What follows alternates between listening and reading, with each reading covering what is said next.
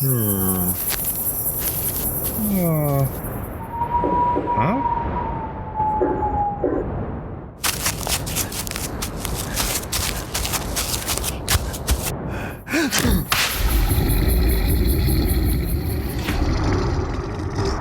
You're listening to Cryptid Clues, featuring your hosts, Taylor Field and Ruben Olson.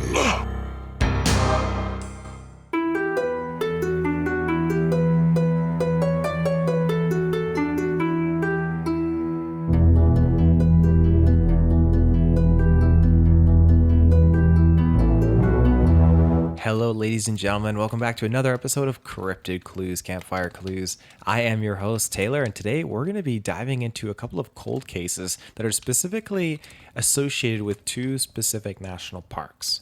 But before we get into that, a couple of plugs. You can find us on our website, CryptidClues.ca, our social media channels, Twitter, YouTube, and Facebook. And you can also find us on Patreon, where you get ad-free, exclusive early episodes there. Additionally, if you want to say hi or send us a message, you can reach us on our email, CryptidClues@gmail.com. But without further ado, let's get into this. So, what are cold cases? Basically, an unsolved investigation which remains open pending the discovery of new evidence. Now, my goal of today's episode is to shed some light on a few specific areas that many cold cases have been reported. I also want to inform you of the proper ways to report any evidence or information that may help in resolving or solving a cold case. There are divisions out there, like the National Park Service of the United States, where you can actually submit information to assist with any leads on current cold case investigations. You can also reach out to the United States Department of Justice. So, to start us off, I'm going to detail a little information about one area in particular. And this name was always very tricky to me to pronounce. Yosemite National Park? I hope I pronounced that right. Ruben would be laughing at me right now if I'm saying it wrong, but I'm pretty sure it's Yosemite. So, Yosemite is an American national park in California, surrounded on the southeast by the Sierra National Forest, and on the northwest side, the Stanislaus National Forest. The park itself is managed by the National Park Service and covers an area of around 759,000 acres and spreads into 4 counties. Yosemite is famous for its granite cliffs, waterfalls, giant sequoia groves, lakes, mountains, meadow glaciers, and biological diversity. It's a fantastic place. And about 10 million years ago, the Sierra Nevada was uplifted and tilted to form its slopes, which only increased the steepness of the streams and riverbeds, resulting in deep, narrow canyons. And about 1 million years ago, glaciers formed at higher elevations, which eventually melted down and flooded downhill, cutting and shaping more of the valley into it's like U-shaped. So, Yosemite Valley itself, it was discovered by European American settlers in 1851. Now, people were found to have traveled in the area before, but the credit of discovery was given to James D. Savage. But again, despite this claim, the region in the valley of Yosemite itself has been inhabited for nearly 4,000 years, with dates of human settlement reaching as far back as 8 to 10,000 years. Now, moving into more present day, it's important to note that Yosemite has had over 233 search and rescue missions conducted within a year at one time. That was in 2017. And that's just below the Grand Canyon's count, which is where we'll get to in the second part of this episode. A lot more people do go missing in these parks, and your fair share of them are not recorded properly by these parks departments or organizations. I've found that proper records is very hard to find, and why a full record system does not exist is beyond me. But here are some cases of individuals missing from Yosemite National Park that are on file. Name Peter Jackson, again missing from Yosemite National Park. Date missing, September 17th, 2016. Description: Jackson was 74 years old at the time he went missing. White male, 5 foot 10 inches tall, 155 pounds, blue eyes, gray hair, and beard. Excellent physical condition, carrying a royal blue outdoor products day pack. Case info: Jackson is believed to have gone for a day hike from his campsite at White Wolf Campground, but he did not return. He had sent a text message to his son saying that he was on his way to the park on September 17, 2016. His vehicle was found at the campground, and camping fees were paid through September 21, 2016. As of October 2, 2016, the search for Jackson was placed in continuous limited mode. In August 2019, Jackson's backpack was found in the Ackerson Meadow Aspen Valley area on the west side of Yosemite National Park.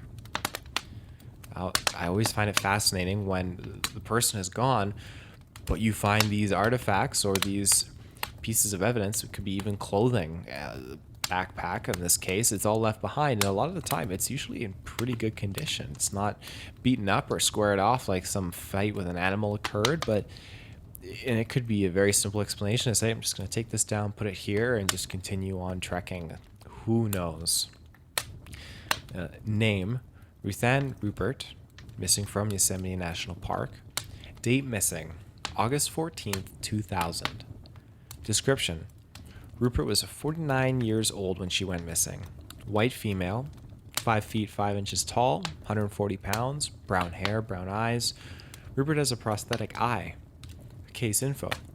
Rupert was last seen in the Curry Village area of the Yosemite Medical Clinic at about noon on Monday, August 14th, 2000.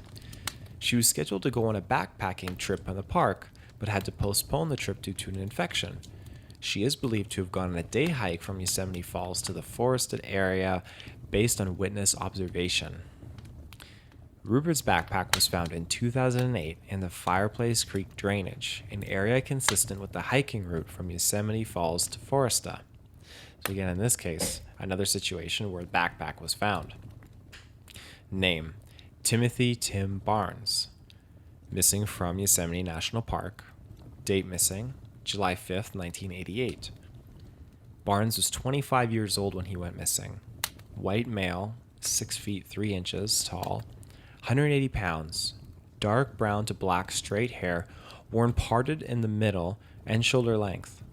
Brown mustache, brown eyes, small bumper wart on the right side of the nose. Last seen wearing a white t-shirt with a red circle and a red letter F with a slash through the letter F.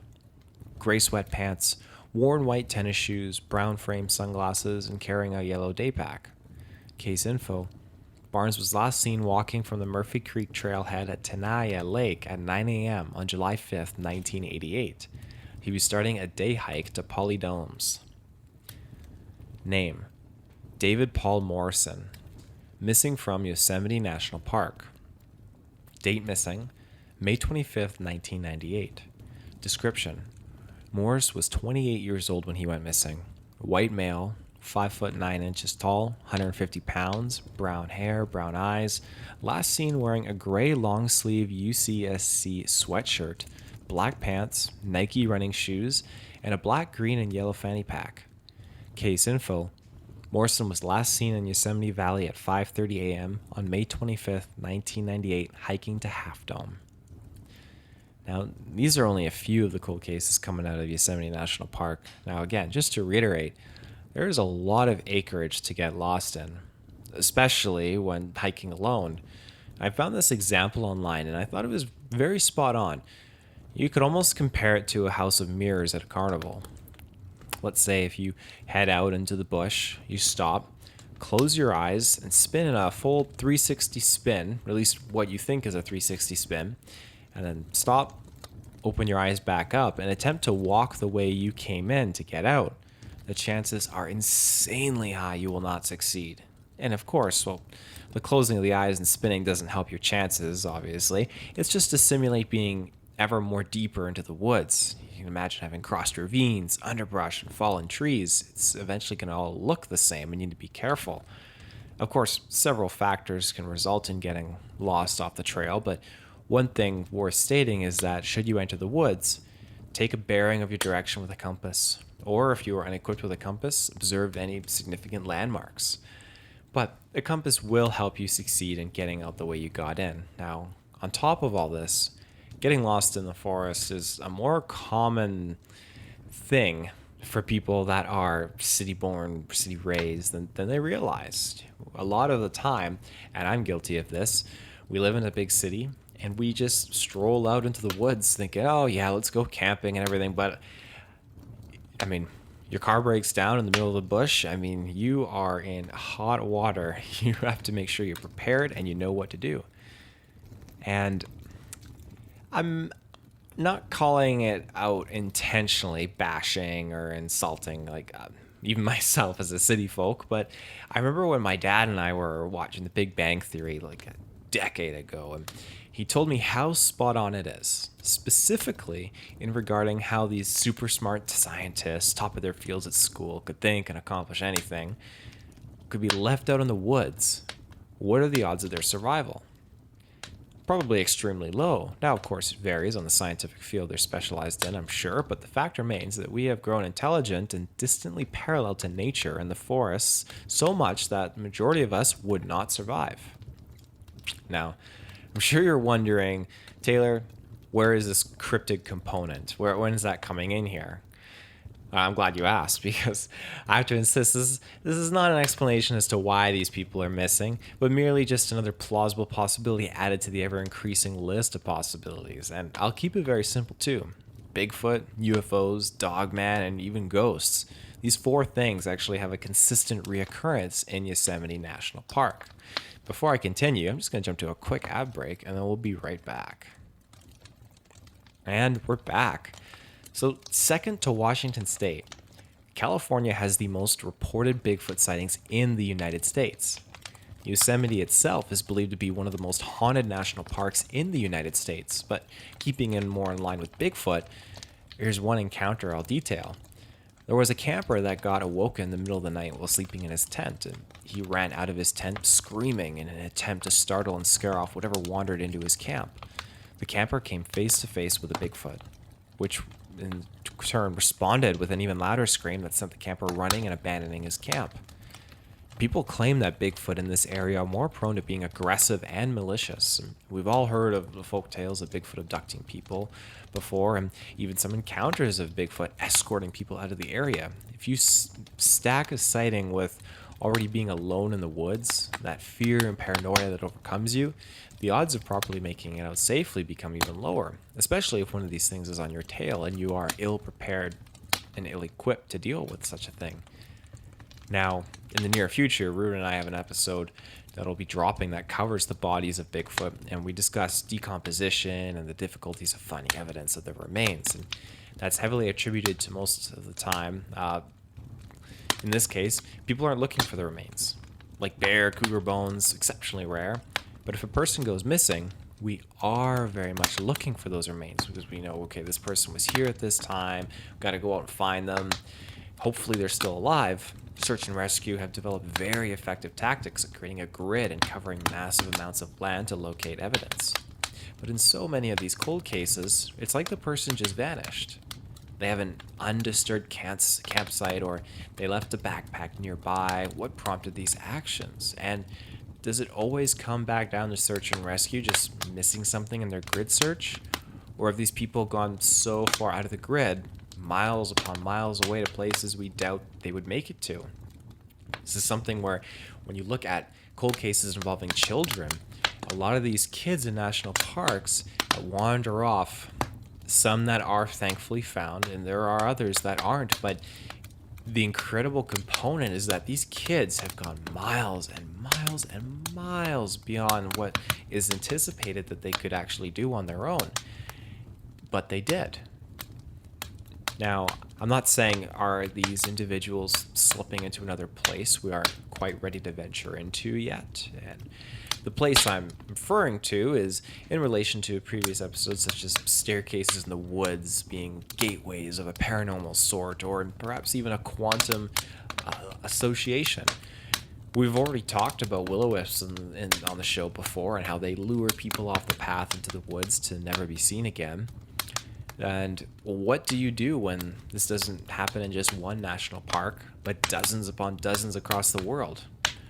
Now, we did an investigation episode into the Grand Canyon. This is something I wanted to toss in here in regards to cold cases, mostly because the terrain is quite different from Yosemite. And I have been to the Grand Canyon myself, and it's a a heck of a sight. It's beautiful, but very dangerous. And if you are ill-equipped, you most certainly could be in an ill-fated situation. Now, Arizona is noted for having its own fair share of Bigfoot sightings. There are parts there in Arizona where they call it the Mogollon Monster. Classic bipedal, 7 foot, covered in black, reddish hair, pungent odor, with one other interesting component, the red eyes. Not yellow, not black, but red. It is a reoccurring thing that me and Ruben have noticed with many cryptids, especially Bigfoot. But with that aside, let's take a look at some of the cold cases related to the Grand Canyon. Name: Adam Clayton Lyle Jones. Missing from Grand Canyon National Park. Date missing: March 31st, 2011. Description: 23-year-old male, 5 foot 7 inches tall, 140 pounds, blue eyes, light brown hair. Case info: Jones was last seen by family in Gulf Breeze, Florida on March 31st, 2011. His vehicle was found in the Grand Canyon National Park at the Grand Canyon Visitor Center on May 5th, 2011. He was set to head west, but didn't own a cell phone and only took his laptop. There was an itinerary in the car showing Denver and cities in California marked as destinations. He hasn't been heard from or seen since. Name: Morgenheimer. Missing from Grand Canyon National Park. Date missing: June 2nd, 2015. Description: Heimer was 22 years old when he went missing. White male, 6 foot tall, 175 pounds, blonde hair, blue eyes. Last seen wearing dark-colored Astral personal flotation device, a blue plaid long-sleeve shirt, Jocko brand sandals, a maroon baseball cap, and brightly colored shorts, carrying a purple water bottle. Case info: Heimer was last seen on Tuesday, June 2nd, 2015, around the Colorado River Mile 213 near Pumpkin Springs. He was a guide for Tour West, went missing on day 6 of an 8-day trip in the Grand Canyon. The search for Heimer is in continuous limited mode. Name: Floyd Roberts. Missing from the Grand Canyon National Park. Date missing: June 17th, 2016. Description: Roberts was 52 years old at the time he went missing. White male, 5 foot 11 inches tall, 170 pounds, gray brown hair and brown eyes. Last seen wearing a red long sleeve shirt, blue denim jeans, multicolored mesh Nike free sneakers, large blue Lowe's Alpine Contour backpack, and white rimmed sunglasses with orange lenses, carrying a day pack. Case info: Roberts became separated from companions during extreme heat conditions while starting a multi-day hike in a remote portion of the western Grand Canyon on the Chivwitz Plateau. The group planned a 9-day hike that would exit the Grand Canyon via Separation Canyon. He was last seen near Kelly Tank, heading towards Trail Canyon, 214 Mile Canyon, the Shanley Spring area, towards the river, but may have descended into 209 Mile Canyon. Following an extensive 6-day search effort, the incident remains unresolved. The search for Roberts is in continuous limited mode. Now again, I'm not saying cryptids are associated with these missing cases. It could easily be a wrong turn, a bad step, and you're down for the count. But I also can't dismiss the cryptid case fully myself. We defer to science and logic and deduce with concrete evidence and fact to see where people may have gone. That's totally fair. Absolutely. Bringing in paranormal and cryptid components to things like this is often just laughed at, especially in today's society. But I reckon it should be the opposite. We hear and talk about the encounters from the people that live to tell it, seeing a UFO in the sky, being out in the woods and seeing a Bigfoot or a dog man. But there is not a bloody chance 100% of the victims who have these experiences make it out alive all the time. And that's a sad thing to say, because no one deserves to experience a Bigfoot or dogman attack when alone out in a national park. It's truly terrifying, especially if this thing is malicious and aggressive to you. But I do believe that even a minute fraction of cold cases that are explored and looked into should have maybe a paranormal cryptid component inquiry with them, because I think that it could yield answers. Introduce information found by cryptozoologists, UFOologists, paranormal researchers. Who's to say it might not be exactly the kind of information required in helping to locate some of these people? Again, just my own thoughts. Now, Ruben and I did a deep dive into the Grand Canyon for a previous episode, so I won't go superbly in depth, but for new listeners' sake, I will give a little insight. The Grand Canyon, it's a very steep-sided canyon. It's carved out by the Colorado River in Arizona, and the canyon itself is about 277 miles long and up to 18 miles wide, with a depth of over a mile. That's over 6,000 feet, 1,800 meters, I believe. So recent studies actually show the Colorado River established itself through the area about 5 to 6 million years ago, carving away layer after layer of rock to where it is now. And some caves actually found near the Grand Canyon are dated back to about 17 million years ago. The history information of this landscape is truly incredible and truly dangerous. The wildlife in this area consists of bighorn sheep, mule deer, mountain lions, coyotes, foxes, reptiles, birds, and rodents. And if you want to learn more about the cave systems associated with the Grand Canyon, I have a cheap plug coming in here, you can check out the previous episode that Ruben and I did. There's a lot more discussion, however, to be had in regards to cold cases and cryptids, and while I hope this episode serves as a good introductory to it, Ruben and I will definitely be returning with a more in-depth conversation in regards to this. But until that time, remember, if you have any information regarding the cases I mentioned or other cold cases out there, reach out to the agencies like the National Park Service or the United States Department of Justice. A tip, anything could go a long way, and just because a cold case is labeled as a cold case does not mean that these people are guaranteed to be labeled as deceased. There's a very high chance that they could be missing somewhere, and maybe they very well could be safe and sound and just can't form a connection to get back home, meet with their family or loved ones. Who knows? It's a crazy world out there, and especially if they were, bear with me, if they were abducted by some cryptid or a UFO or something, then there is still that plausible chance that they could still be alive. But again, that is coming from my personal perspective, and I leave it up to you to formulate your own. And with that, we're going to wrap up today's episode. So thank you for tuning in. You can find us on our website, CryptidClues.ca, social media channels, Twitter, YouTube, and Facebook, and even our Patreon where you get those ad-free exclusive early episodes. And if you want to say hi or reach out, send us an email at CryptidClues@gmail.com. So until next time, everyone, take care and stay safe.